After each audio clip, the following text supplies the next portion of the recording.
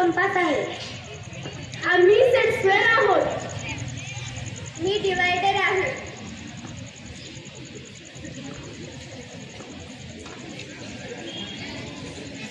ऐका ना मित्रांनो, तुमच्या लक्षात येते का आपल्या परिवारातील आपण तिघेच काम करतो आणि हे तिघे फक्त बिनकामाचे.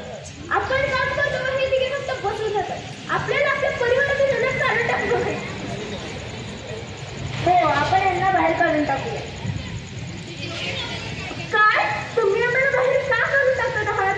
आम्ही सुद्धा याच परिवारातील सदस्य आहोत.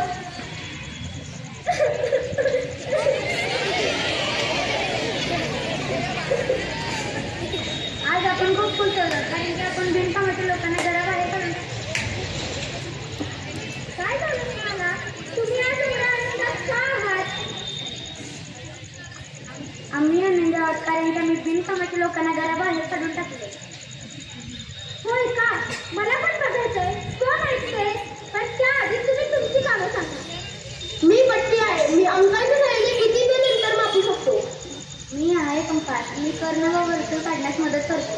मी कोण मापक आहे. कंपासद्वारे बनवलेला कोण हा निरीक्षण करून काढतो. असं आहे का? मग ते कोण आहे त्यांना तुम्ही घरातून बाहेर काढलंय? आम्ही त्या बिनकामाच्या लोकांबद्दल अजिबात बोलत नाही. तुम्हीच जाऊन बघा. काय झालं तुम्हाला? तुम्ही आज एवढे उदास का आहात? आम्ही पण त्याच परिवारातले सदस्य आहोत, पण आम्हाला बिनकामाचे म्हणून घरातून बाहेर काढले. तुम्हाला कोण म्हणाले की तुम्ही बिनकामाचे आहात? हे म्हणाले. अरे, त्यांना कदाचित तुमचा खरा उपयोग माहीत नसावा म्हणून त्याचे बोलले असतील. चला, तुम्ही माझ्यासोबत या.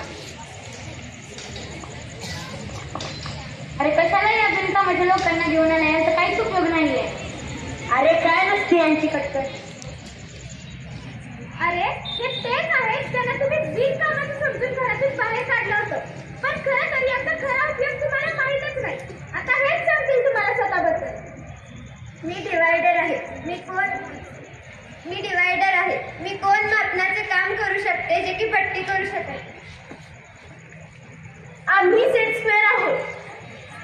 आम्ही कोण बनवायचे काम करतो जे कंपास करू शकत नाही. आम्ही पट्टीचेही काम करतो. जे परपेंडिक्युलर बनवायला तुम्हाला वेळ लागतो ते आम्ही क्षणात बनवू शकतो. अरे, आपल्याकडून खूप मोठी चूक झाली आहे.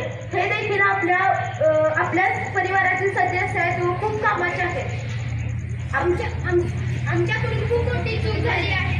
आम्हाला माफ करा. या परत आपण एक साथ फॅमिलीमध्ये राहू.